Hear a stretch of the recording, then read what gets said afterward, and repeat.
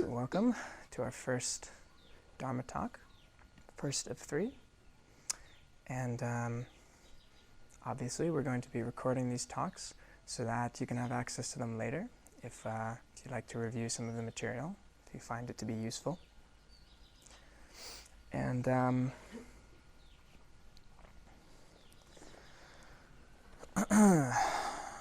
just going to start us off with a little bit of an explanation of what a Dharma talk is. What are we doing here? So, Dharma is a word used in Buddhism to describe the teachings of the Buddha, right? And it was the way that knowledge was basically transferred from the Buddha to his disciples thousands of years ago. And then those disciples would kind of continue to transmit this knowledge through the generations via these talks called Dharma talks. And, you know, this is not primarily a Buddhist retreat here, but as I've mentioned, a lot of these techniques that we're using are rooted in Buddhism, and I personally just think that this way of transmitting knowledge through the spoken word can be quite powerful, and it's kind of underutilized in society these days. I mean, you know, we have lots of presentations and types of stuff like that, and we have PowerPoints, but it's rare nowadays that you can get people to sit and focus for a full hour. But you're all stuck here, so you have no choice. So we're going to try it out. So as I mentioned, this is kind of how the teachings were passed down. And, you know, I called this type of transmission the transmission of knowledge, which I think is actually very different from what we would call wisdom. So the way I think of it, you kind of have these two things, knowledge and wisdom. And knowledge can be gained from many different sources. It can be gained from books, from the internet, from listening to people like me talk, or listening to anyone talk. But wisdom must be learned through experience, right? And so some of these things that I'm going to be speaking about are things that I learned from my experience. Some are knowledge that I've received from others, and then maybe experienced later. But the point being, you know, everything that you hear today, none of it is a substitute for the practice. The practice is still, you know, is a very important part. This knowledge is more about understanding why do you practice and what happens when you practice. So, there's no need to, you know, remember everything I say. As Anna kind of mentioned before, if you want to like jot a few notes or something during or after the talk, just to remember, that's fine. But no need to write everything down.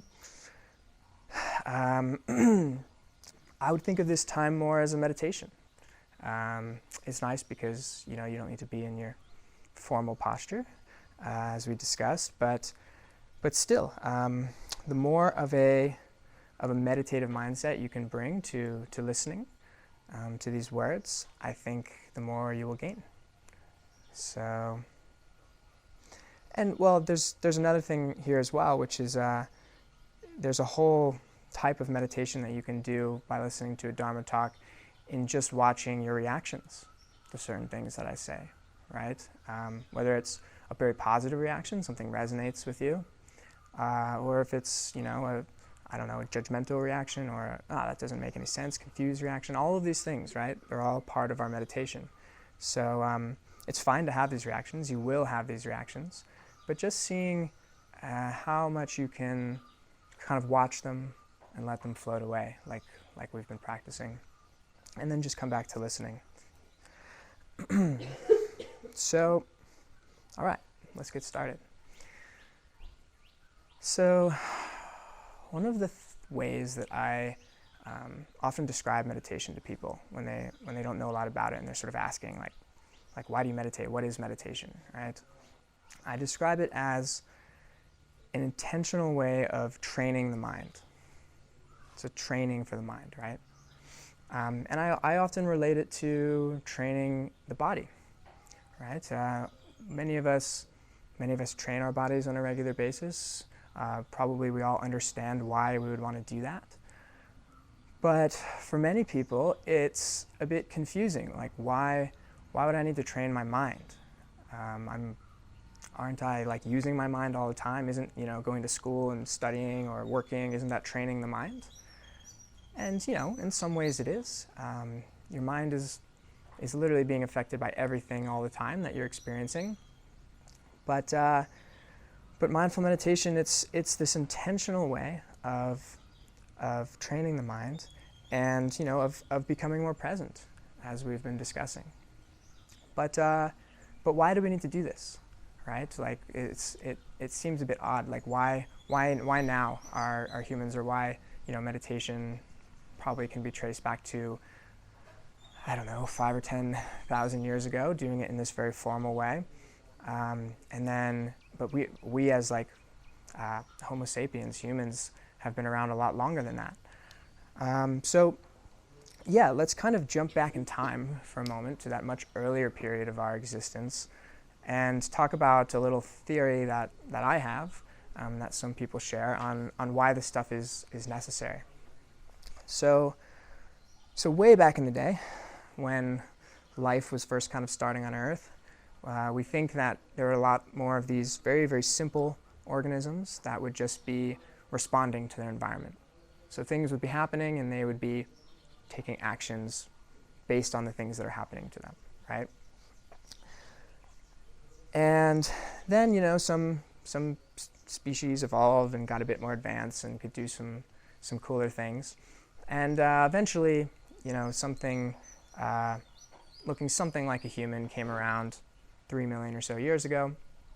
And somewhere along that line, we have no idea exactly when, these humans developed this very interesting ability that we're not really sure how well other species on Earth at the moment can do this.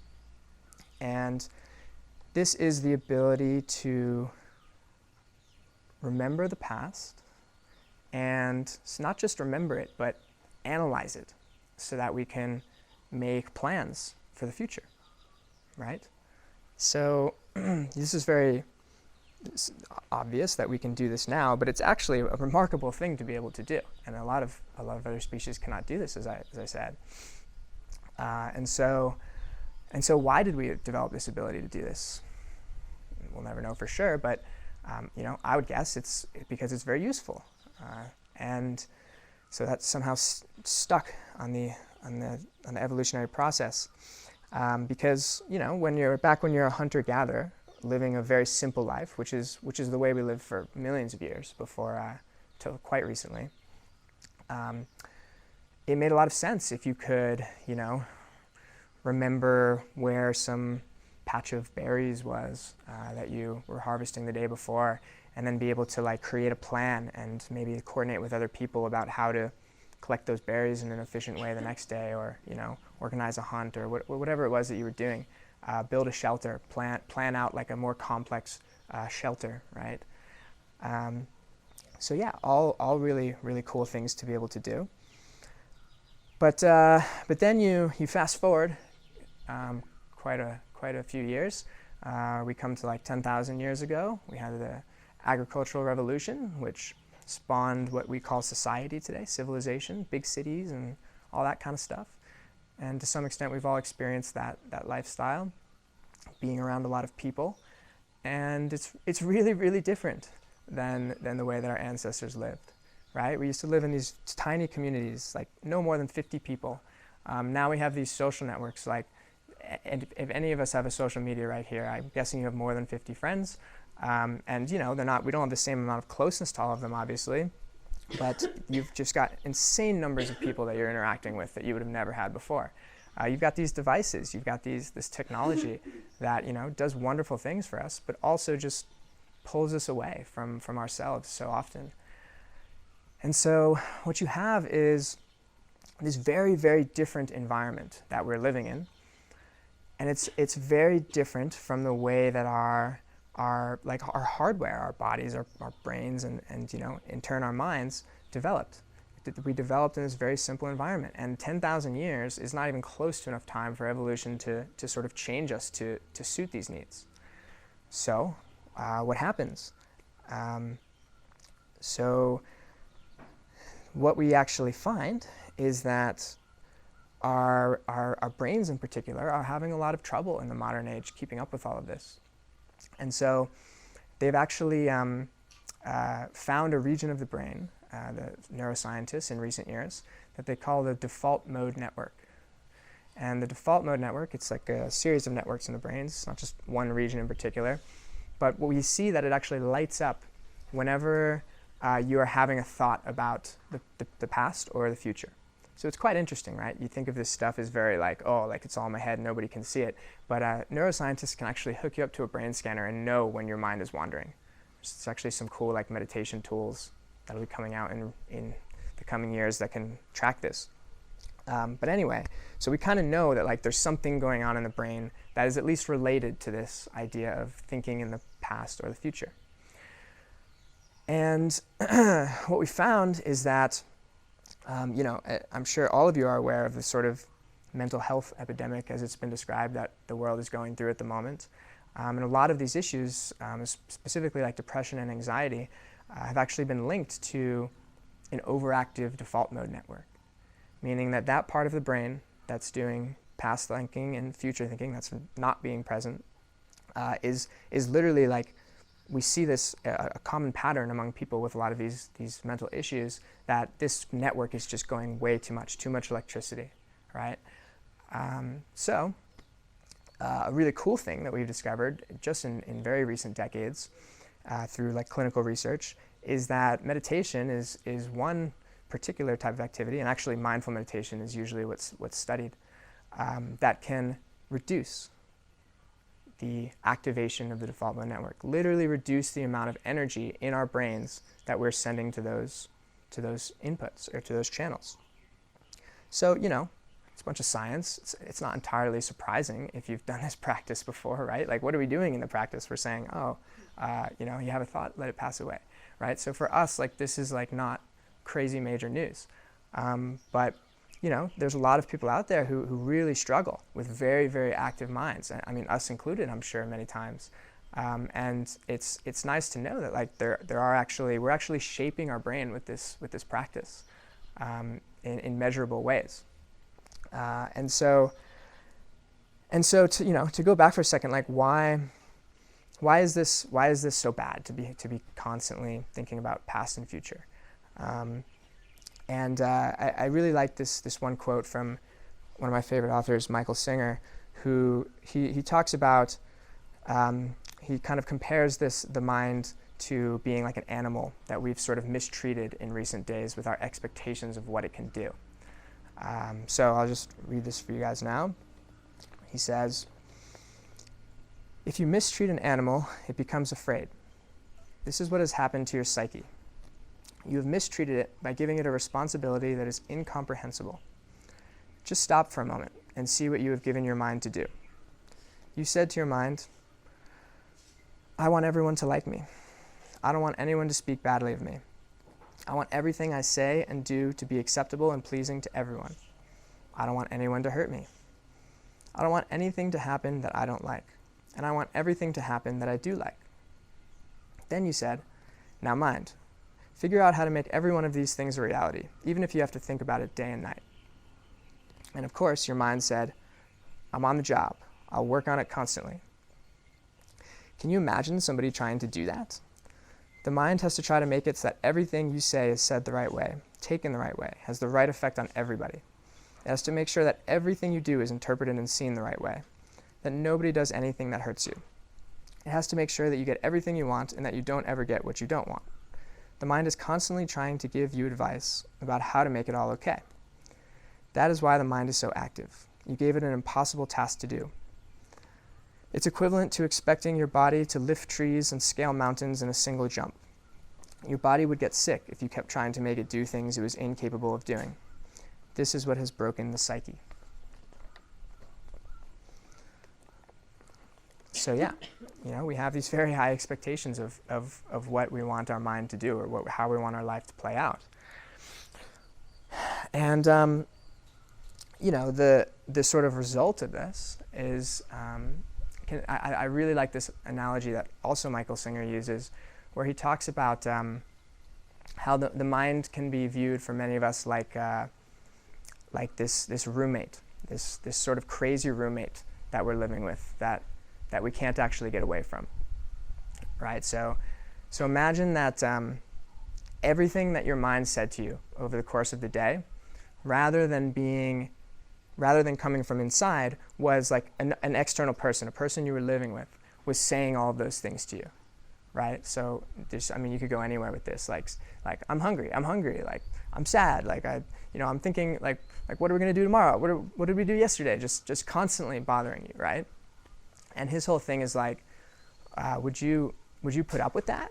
Like, would you just like keep that person living like right next to you and just like allow that to happen? And I think most people would say no, right? Most people would like go crazy or whatever and want to change that. But a lot of us live like that every day, especially when we're in society and we're so busy and there's just so much going on. So the idea is that, if we wouldn't put up with it from like an external person, why are we putting up with it internally? Why are we not taking steps to, develop a better relationship with that roommate, assuming that we can't just, get rid of him or her quickly? So then the question becomes, okay, how do we create a better relationship with the mind? How do we work on calming down this roommate? And the first thing that we have to do is to understand that we are not our thoughts, right? To understand that you can look at your thoughts as kind of this crazy roommate that's existing there in the background, right? And the reason why you can do this is because, like, we know this. We've seen this in the last day. Like, you can separate yourself and you can look at those thoughts. You being this awareness that is seeing the thoughts, can feel separate. Oftentimes we don't. Oftentimes we feel like all of those thoughts are us, is our inner voice. But you can also just turn it around and say, I am actually watching those thoughts. Call it becoming the watcher, right?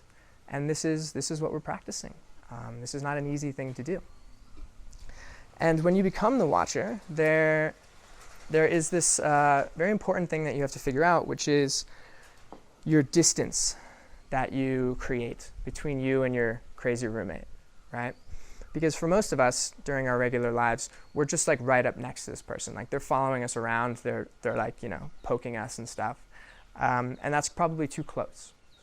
However, the thing I kind of didn't mention is like, actually sometimes this roommate is quite useful, like in the hunter-gatherer example, right? Sometimes they're actually saying things that we want to hear. So if instead we just said like, I'm just going to shut the door, I'm just going to kick them out or go really far away, then we're actually not seeing what's going on because our roommate might be giving us some valuable stuff over here and we're not listening to it. So you can't actually be too far away either, at least initially. So you have to find that right distance. What is that distance where I can pay attention to my thoughts and what they're doing without just allowing them to completely absorb me, completely take me over and annoy me and bother me.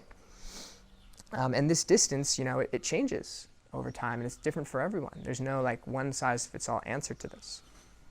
But that is what the practice is all about. It's about finding that distance that works for you.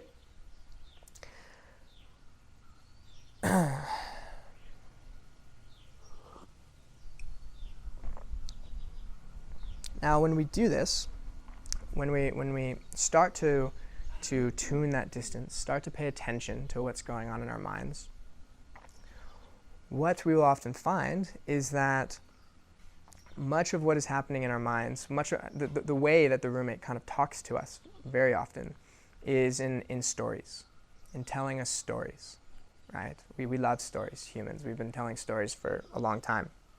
And so our mind likes to do it too. And so it it builds up these stories about kind of who we are and what we're doing. And then we hear them being repeated to us, and most of us just believe almost everything that's coming from this like crazed roommate. And we start getting sucked into the drama of what the roommate's talking about. But what's interesting is that when you practice this stuff a lot and you gain this ability to step back and look, you can kind of start to figure out that a lot of these stories are fictional. A lot of these stories are just a single way of looking at things, a single perception. Sometimes they're actually like not even based in reality at all, and yet we're thinking these things all the time, right? So yeah, that's one thing that you'll start to notice. Another thing is that the roommate, he or she or it is not actually like a great storyteller. There's not a lot of like original content coming out all the time. There's actually tons and tons of repetition. So especially when we have these more, I suppose, like negative thought cycles, these harmful ones, if you start to watch your mind, you'll see that oftentimes one thought will sort of trigger another one, which will trigger another one, which will trigger another one, and then it'll just kind of come back around. And then maybe you'll see as soon as a few seconds later the exact same thing happen. Especially if like you've experienced anxiety. This is very common to just see these loops where it's like, well, yeah, I know I shouldn't be thinking about this, but like it's just happening, repetitive, right? So I'll try and give you an example of this. So let's say I'm going to meet a friend. Let's say I'm going over to Tim's house for vegan Snickers, and something happens, and it to make me a bit late, right? So this is kind of the external like stimulus that starts to trigger a thought is I'm late to meet Tim, right? And then that triggers this other thought of, well, Tim is very on time. Tim is very German, and he's very on time, and he respects when people show up on time, and so he's going to be upset with me, right? And then maybe it stops there, but maybe it keeps going. It's like, oh, when's the last time that I was late for Tim? Like, was he upset then? Oh, actually, there's been a couple of times. Okay, he's going to be really mad. Oh, what's going to happen if I'm late one more time? And it's like all this crazy stuff happens, and then it's like, okay, maybe that happens once, and then I'm like, all right, well, it is what it is, and then I keep going on my scooter or whatever. But then probably 5 seconds later, I'm going to have the same thought. I'm going to look at the time again, and I'm going to be like, oh God, I'm still not there. Like Tim's going to be upset, and then it happens again, right? And like this happens to all of us all the time. So one little kind of technique that I would like to give to you guys, and this can be used at any time. This can be used meditating. This can be used throughout your normal life. It's called the Is This Useful test. It's actually originally from a book, and it's very simple. Whenever you catch yourself in one of these repetitive thought loops, whenever you notice that it's happening, you just ask yourself the question, is this useful? Right? When I'm on my scooter already on my way to Tim's house and I know I'm going to be late, is it useful for me to spend that time like continuously thinking about this? Almost certainly not. I mean, definitely not if I'm trying to like ride a scooter in Sri Lanka, because I'm probably going to get in an accident, right? I need all the awareness on the road. So is this useful? And it's important to note, though, this isn't like some sort of silver bullet. This isn't like you can just solve all your problems with this. Oh, I'm in an emotional state. Like, is this useful? Okay, it's gone. It's not for everything. It's really for when you catch yourself in these like irrational, just not useful cycles of thought. But as soon as I learned this test, I started using it, and I would say at least 10 times a day I do this, and I just kind of settle the mind a little bit more than it has to be agitated. So that's something that you can take with you. But it's kind of worth talking about, like digging a little more into that cycle. Why is it that one thought often triggers another one, It's kind of a function of the way that our mind works in some ways. But the way that these loops of thought get out of control is actually from from what we could call reaction, right? Every thought that occurs after that initial thing that caused the thought is just a reaction. And there's I kind of like to break this into like two different types of reactions. You have the automatic reaction. So this is kind of the way that your brain is wired in some ways. It's like, if I'm sitting there thinking about being late, maybe there's nothing I can do at first about that first reaction that comes up of like, oh, I'm a little nervous about being late. However, you've got all these other things that happen after it, all these other reactions, and those ones are often a lot easier to control in some way.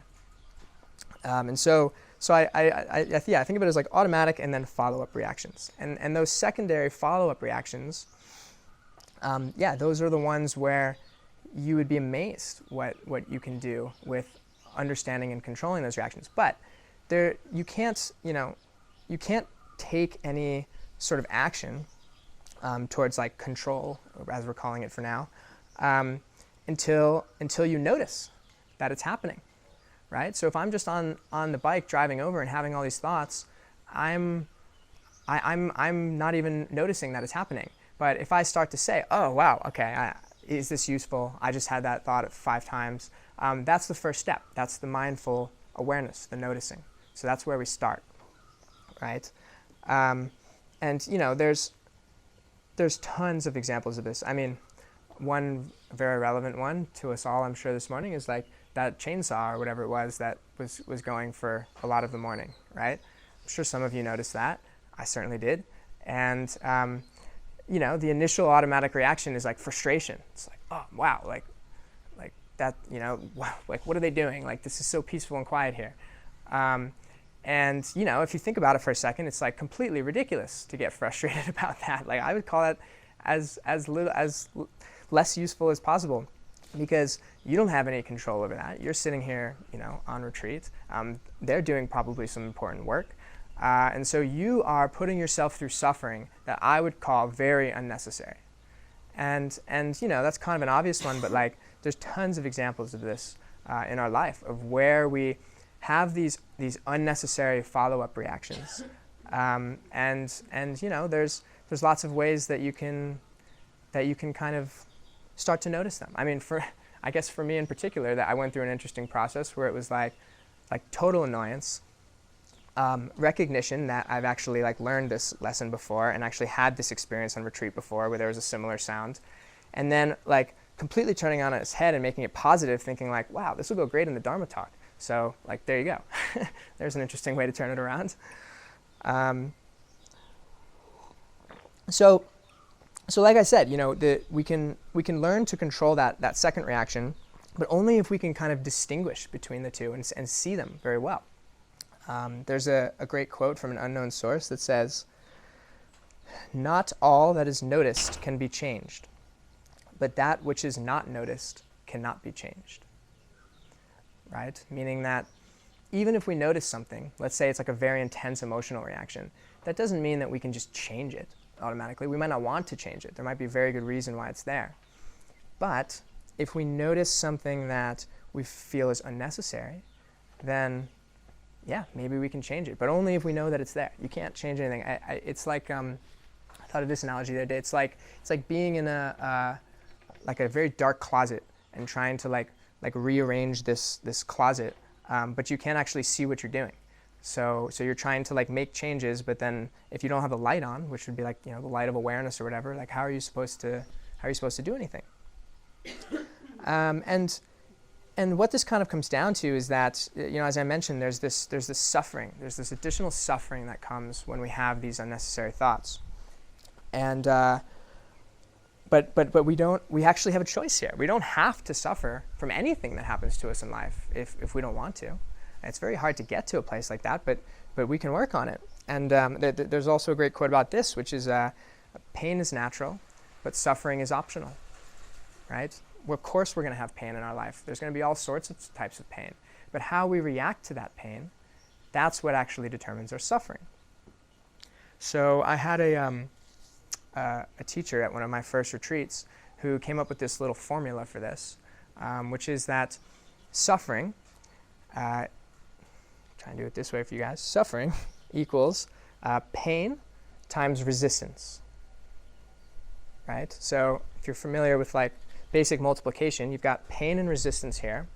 And if we want to reduce suffering, then we have to reduce one or both of these things over here, right? If we want to have no suffering, if we want to completely zero that out, then one of these needs to be 0.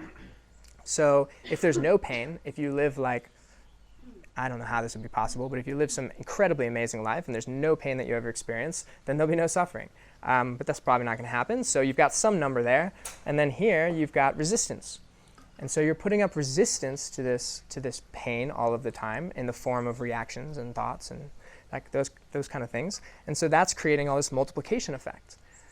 But if you can work on the resistance part through awareness, which is what we're doing, and you can reduce that number, it's going to reduce the suffering too.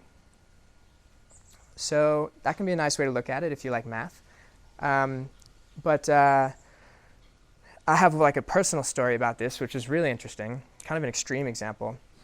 So I was on my way actually to my first meditation retreat, and I had been meditating for a couple of years and was quite excited to like go into the zone for a week. And I was staying at a friend's house who lived near the center overnight. And we were just hanging out and having a nice chill evening, and then I tried to go to sleep, and right as I was going to bed, nice and early to get onto the early wake-up schedule, I started to feel some weird feelings in my stomach. So I go to the bathroom, and then like 10 minutes later, I'm basically like sweating, shivering on the bathroom floor, and just like letting everything out through many different holes, to put it simply. And I later discovered that this was because of an expired sushi burrito that I'd eaten earlier that day. San Francisco life, sushi burritos. And yeah, I hadn't been careful. I hadn't been mindful, checking the expiration date. And I ate the sushi burrito, and I was gone. And so, of course, I'm laying on the bathroom floor, and I'm thinking, well, this is terrible. I'm about to go to my first meditation retreat. I'm trying to get on like an early sleep schedule. And now my entire experience is going to be screwed up. So what happens? My mind starts going way into the future. It starts reacting to all these things and just making this total like sob story about my life in that moment. And I did this for a couple of hours. And then when it was kind of clear that like I wasn't going to be getting a lot of sleep and this was going to continue, I had this really interesting thing happen. So I had been meditating quite a bit in the days leading up to the retreat to kind of prepare myself, and I think this is maybe why this was able to happen. But I hit this moment, this like epiphany moment, where I realized exactly this equation, right? That I was putting up resistance, that I was creating all these additional reactions to what was just my body like trying to rid itself of poison, basically. So as soon as I realized that, I had this crazy like, and I switched into this very like unreal kind of state where I was like laying on the bathroom floor, like throwing up, but feeling amazing, but not actually feeling the pain for a moment, because I just thought like, wow, I actually don't need to react to this. There's all this stimulation, there's all this physical pain, but like most of my pain is coming from thinking through like the implications of this, thinking through what's gonna happen with this food poisoning, and like why this is gonna be so bad for my body or whatever. But as soon as I realized like it's just food poisoning, it's gonna go away, I'm still gonna go to the retreat, and I just let that all settle. I was in this like state of bliss, just lying there, and I started laughing. Like somebody would have thought I was totally crazy if they'd seen me. And yeah, that was just a really cool moment. And the point of the story is not to say that like if you're ever in like intense physical suffering, you can just like get rid of it with meditation. That's not the purpose of what we're doing. But it is quite interesting to note that like it can be done, and you can kind of work slowly towards a place where more of your life is less of this resistance and reacting, and more of this just sort of being with what's happening, right? But even if we can't stop suffering, the suffering right away, it can be very useful as an indication of where we sort of need to make changes in our life. So the food poisoning example doesn't work well for this, but I'll bring in another example, which probably most of us are familiar with if we've been in Sri Lanka for 2 years, which is like, potentially troubled relationships with family in some way. A lot of people struggle with this, or friends or whoever, where whenever you, let's say, like, go back and see your family, you might experience some suffering. You might find it very difficult to interact with your family if you've been traveling for a long time, like many of us have, and you feel that there's been this distance created. Then you come back and you suffer a bit, right? And a lot of that suffering is probably in your head, actually. There's probably things you can figure out there. But the point being that, like, that suffering, it's very easy to try to avoid. It's very easy to say, I'm just going to stay in Sri Lanka forever and never deal with my family, even though they love me. But that's one way to do it. But you never actually face it. And what that suffering is showing you, like, if you're going to go somewhere and you're going to suffer when you go somewhere and do something, that is proof that, like, you still have work to do. Like, that is proof that there is growth, potential growth in that area where you are suffering. So seeing suffering in this way, it kind of puts a more interesting, like, I don't know, educational or like positive sort of light on it, which I like, because I think the Buddhists get a really bad reputation sometimes for talking about suffering all the time. And I used to be really put off by it too when I first started studying Buddhism. But these days I kind of understand where they're coming from with all of this stuff about suffering, because it's really useful to start tracking. Where am I suffering? Why am I suffering? Is there something I can kind of do about that, right? And it's important that as we look into this suffering, we don't get too analytical with it. So, it's not about taking every little thing and then saying, okay, I'm just going to trace this all the way down to its roots of, like, I'm suffering from this thing because of this thing that happened way early in my childhood. And you can do that, and it can be quite interesting sometimes. But at the end of the day, it's more about kind of seeing it as it arises now. And yeah, the awareness comes first, and then as we said, this sort of action, the choice to suffer and all of that can come later. That's what we can work on afterwards. And there's a nice quote about this from Thich Nhat Hanh, who says, "We have the tendency to run away from suffering and to look for happiness. But in fact, if you have not suffered, you have no chance to experience real happiness." So another interesting way to look at it, from more of like a relativity perspective, right? Of course we have to experience suffering to be able to appreciate when we're not. So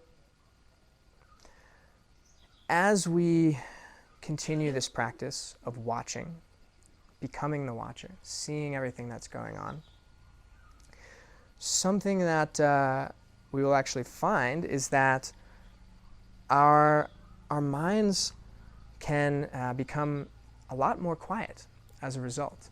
It's kind of an interesting thing. Like, we don't go into meditation with the aim to quiet our minds, into mindful meditation, with the aim of quieting our minds for various reasons, which we've kind of discussed. But what you will find is that if you practice this well and you really become the watcher, the roommate starts to kind of quiet down a little bit and starts to say some things that are maybe like a little bit more high quality that you actually want to listen to, and less of the like garbly repetitive stuff that you're tired of. And I'm not sure exactly why this happens. There is like a kind of a basic neuroscience concept behind this that might explain it partly, which is, you may have heard this phrase actually, which is what fires together wires together in neuroscience. So they talk about neurons, so brain cells, and the way that things work in our brain. We have brain cells; they're sending electrical signals back and forth, and it's somehow creating all of this. No, nobody knows how that works, but what we do know is that there's something going on up there, and another thing we know is that as these brain cells fire their electrical signals in these specific paths, what happens is those paths they actually get like insulated is the way they describe it, such that it becomes easier to fire down the same paths. So this is what like a habit is, right? Everybody's familiar with this, or a skill. If you're learning how to do something, repetition creates skill, creates mastery, right? Very, very obvious concept to us. But it works the other way around too. It's a double-edged sword, because if we have bad habits, and especially mental habits, then those same paths keep firing, and our anxiety, our depression, our overly emotional states, whatever, they keep occurring because we're just firing them the same way. And what's really contributing to that cycle of brain patterns firing is us reacting, is us continuing to feed, us being the watcher or whatever, continuing to feed those thoughts, continuing to pay attention to them and to believe them, to believe the stories. So I guess a way to think about it with the roommate would be if the roommate's like telling you all these fictional stories and you're just eating it up and you're like, oh yeah, wow, that seems totally right, I should totally try and do something about that, then your kind of malevolent roommate is going to keep telling you these fictional stories. But if you just kind of stop believing them, if you just kind of look at the roommate and say, yeah, that's a good one, I've heard that one before, nice. And if you keep doing that over time, like what's going to happen, right? Like it's going to get less interesting for the roommate to be telling these stories. So I think that's kind of how this might work. And it's all about that observation. Can you just approach it with that curiosity and that kindness that we talk about so much, and just say, nice story, I'm going to keep being present with my life.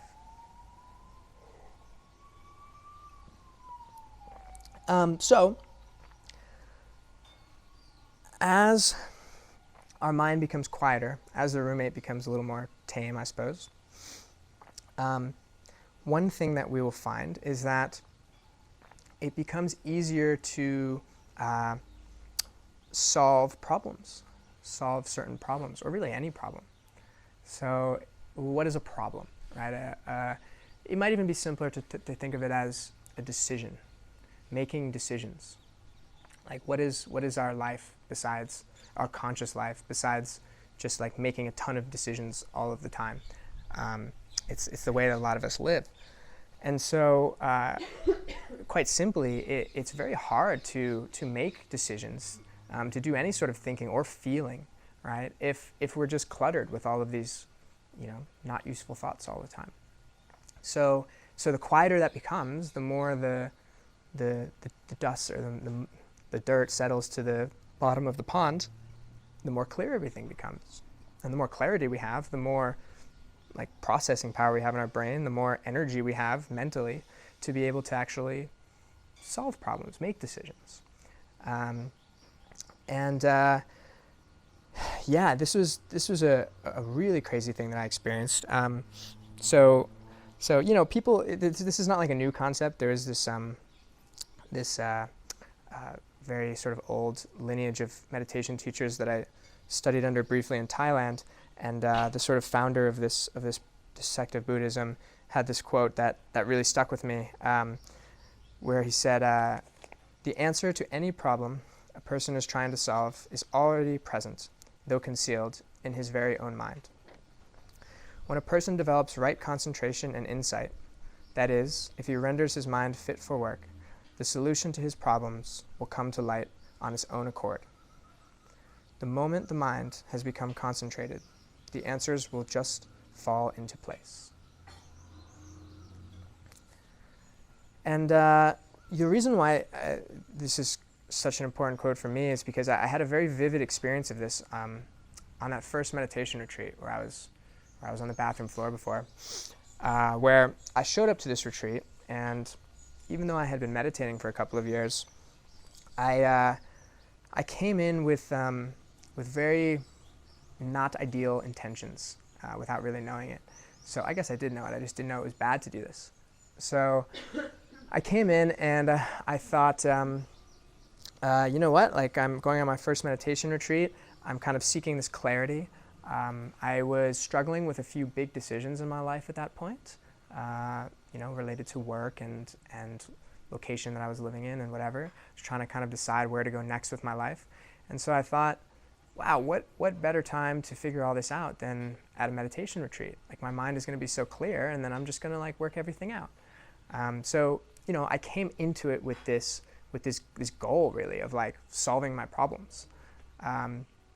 And what happened was, the first like 3 or 4 days, I was miserable because I was just sitting there waiting for my mind to become kind of concentrated.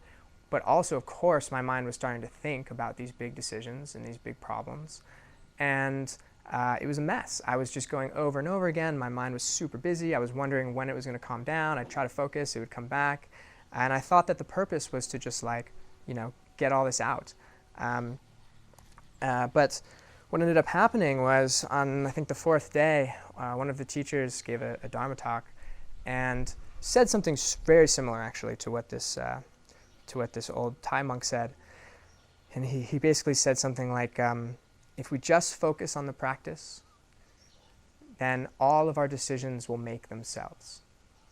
And it's just like one line, right? And it just hit me so hard, because I realized that the first 4 days I hadn't been doing this at all. I hadn't really been focusing on the practice. I had been waiting for the practice to give me some sort of result. So as soon as he said this, I was like, okay, I understand now. So I really started to focus on the practice. Of course, thoughts that kept coming up, but I just let them slide away. And a few hours later, I kind of found myself in this like almost like holy feeling state of just like walking around and just seeing all this golden light everywhere and just being so incredibly peaceful and aware. And it was really cool. But like, what was interesting was I wasn't really thinking. There weren't many thoughts going on at all. It was just like feeling and being and experiencing. And then I was doing a walking meditation that afternoon, and I was walking back and forth in this garden. I can still like visualize exactly what it looked like. And this really strange thing happened. This was the first time this had ever happened to me, where I was doing no thinking whatsoever. My brain was very clear. My default mode, as you could say, was very low. The energy there was very low, and then suddenly this like plan just popped into my mind. And I was a huge planner. I still kind of am. And I love to like consciously plan things. But this was the first time in my life that I had like stopped planning for a few hours. Stopped thinking so much in the future. And so ironically, what arose from that was much more of what I would call this like insight, or this intuition, giving me this little like step-by-step plan of like, okay, you're going to go like apply to this job, do that, with that. And it was so cool because I didn't work for it at all, and I was really like happy with like what had just come up. And so this is kind of like what I believe happens when you really settle down that murkiness in the pond and get that clear water, is that actually like these insights, these things can just arise. And to be honest, that plan is not what happened at all.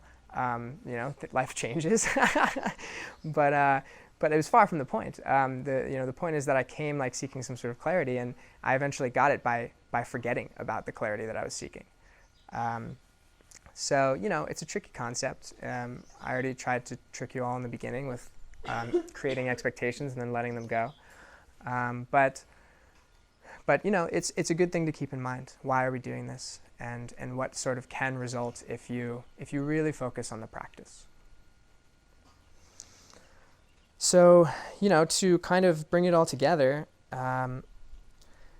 this is why I think that this stuff is so important, and this is why this is actually how this, much more of like the way that I was walking around in that garden, that is the way that I believe that sort of our hunter-gatherer ancestors lived, in this kind of state of constant insight.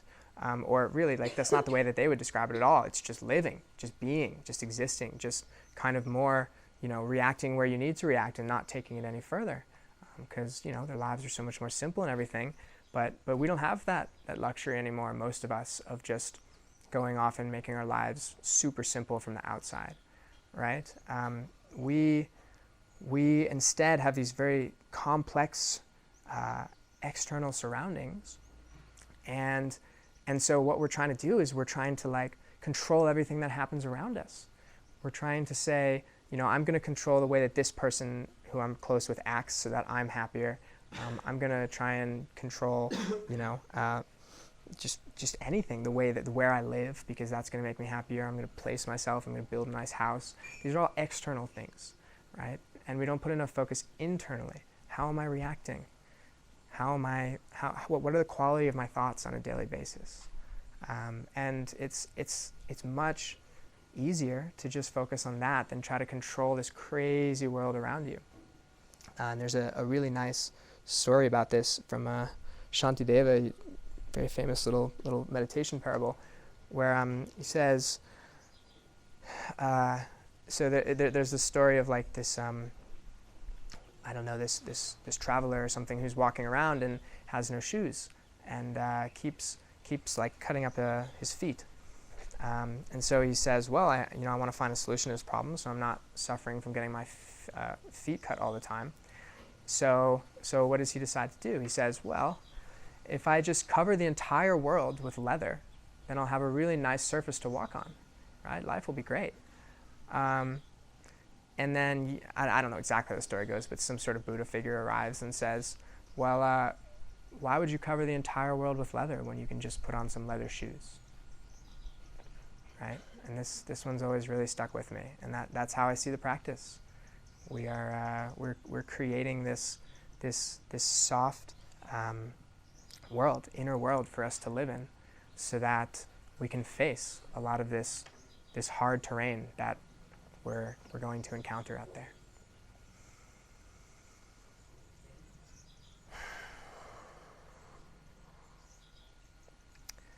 So that's all I have for you today. If we would all like to just get in slightly meditative positions for a moment, I think it'd be nice to just take a few minutes to just kind of reflect on what you've heard. No need to like go over anything in your head, or remember anything. Just let the mind settle, and maybe let your mind absorb some of what you've just heard, and maybe just listen to the birds.